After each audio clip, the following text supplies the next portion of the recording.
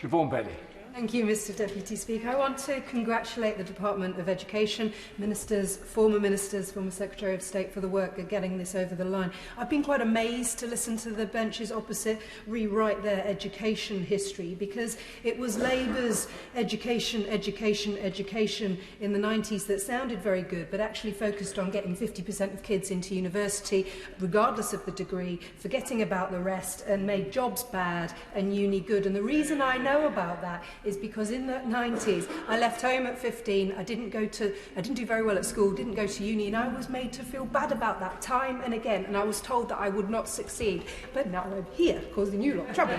So I cannot tell you what a difference it makes for young people in Stroud to hear that their training courses are being discussed by government ministers at the moment. And which skilled people did we miss most during the lockdowns and realise that we cannot live without? Local chefs, beauticians, hairdressers, carers, brickies, childminders, creators, every single one of those got their education at colleges. My wonderful SGS Stroud College and the Association of Colleges recognise that it is really significant that government now is saying and seeing colleges as having a central role in the heart of our economic recovery. We're using colleges to address the long-term regional inequalities and the transition to net zero. This hasn't happened before.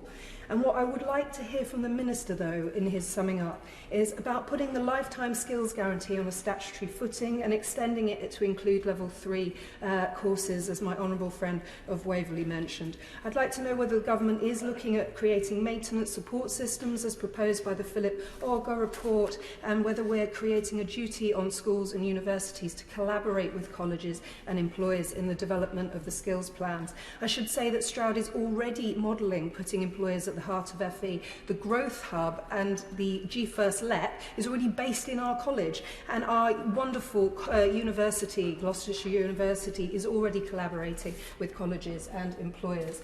As per my essay with the Conservative Environment Network, I believe there is a green skills emergency.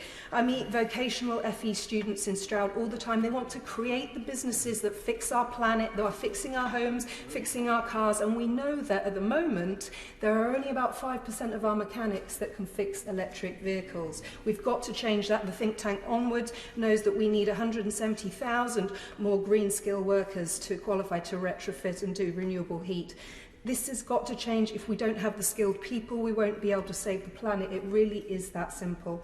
I'm therefore pleased to note that the government's considering amending the bill to require the UK's net zero target and other environmental goals to be included in with the local skills plan. I think that is really important if they are to be approved. This government is genuinely changing lives with this bill, and I thank the Secretary